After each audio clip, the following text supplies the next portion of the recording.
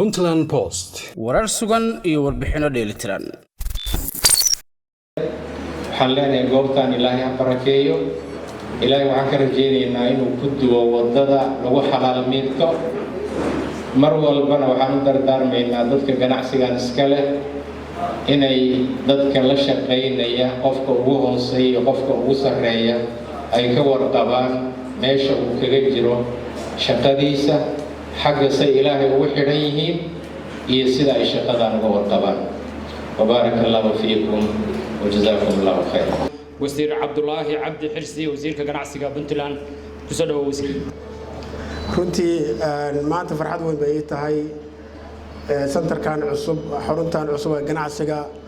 furitaankeeda maanta inaan ka soo qayb galo sharaf weyn bay tahay waan ku faraxsanahay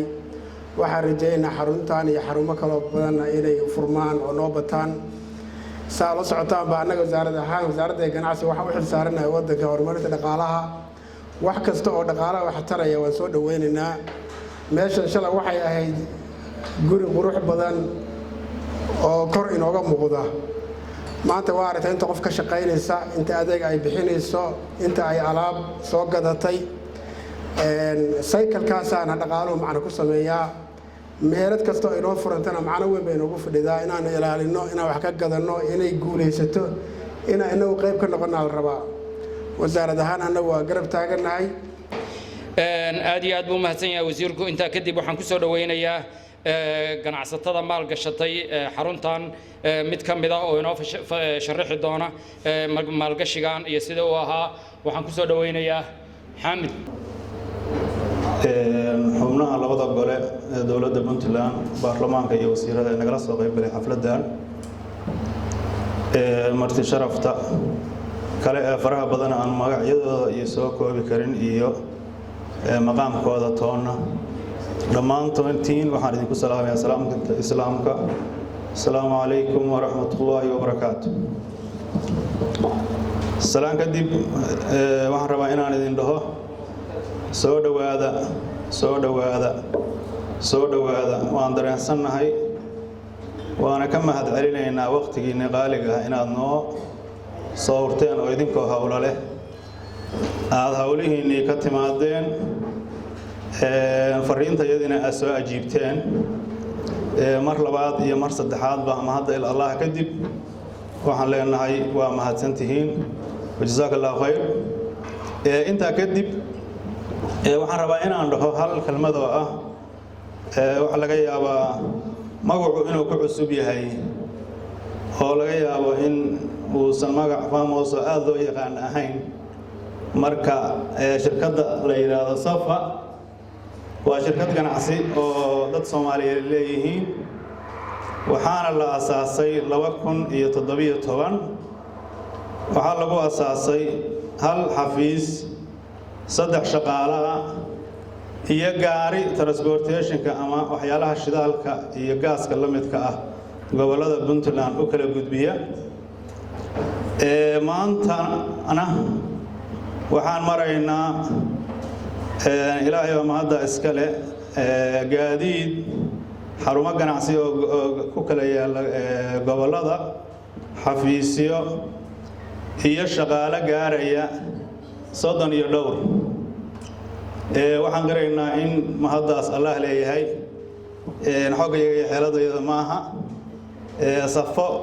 adeegan aan maanta daafurayno wuxuu isugu jiraa qaybo kala duwan qaybta koowaad waa kaalin shidaal oo aan rajaynayno inaad markaas shidaalka qaadanaysid aadan shidaal wasakhana isticmaalin meel ciriiriya oo aabaakan u galaysidna ilaahay idanka aydan isticmaalin laakiin meel waasaca oo aad xorriyadaada meesha rabtay istaagaysid iyo shidaal nadiifa iyo shaqaale idin soo dhaweeyaan rajaynaynaa inaan idinku soo kordhino ilaahay idankiis taas waa midaas midda labaad waa goobtan ama fadhino ama eeriyada ina ka damaysa waa goobo lagu cunteeyo ama lagu qaxweeyo hadda sidii loo dhigo waxaa kaloo midda saddexaad ah supermarketkii laga adeeganayo isaguna dhinaceena bidix ah waxaa ku sii xiga maadaama meeshu wada tahay qalabka isbeer baartiga ayaa isagana lagu gadayaa oo diyaarsan adeegyada noocaas ay ka koobnaan doontaa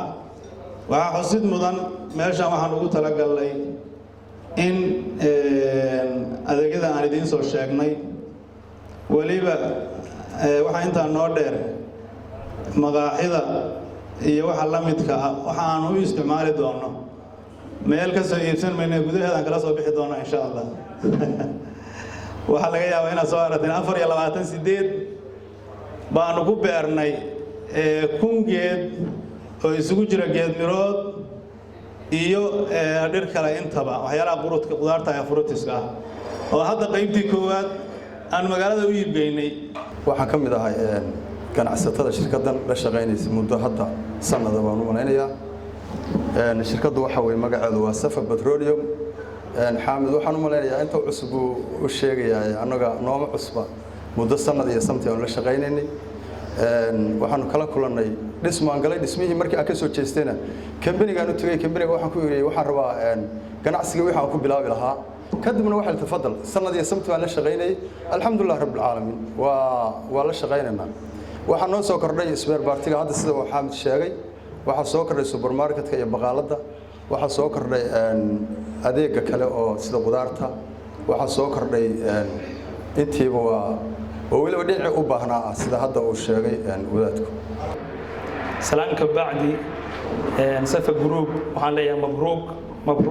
mabruuk Allah idin barakeeyo ganacsigiina waa wax ku dayasho mudan weeye oo aad iyo aad muhiim u ah in dalka lagu soo zaaidiyo wax kale ay basii dheertahay ganacsigii oo haddii ay dhaheen qudaartii iyo waxa wixii loo baahnaa meesheedaan ku beernay oo wax aad iyo aad muhiim u ah oo lagu dhiiran karo Puntland Post warar sugan iyo warbixino dheelitiran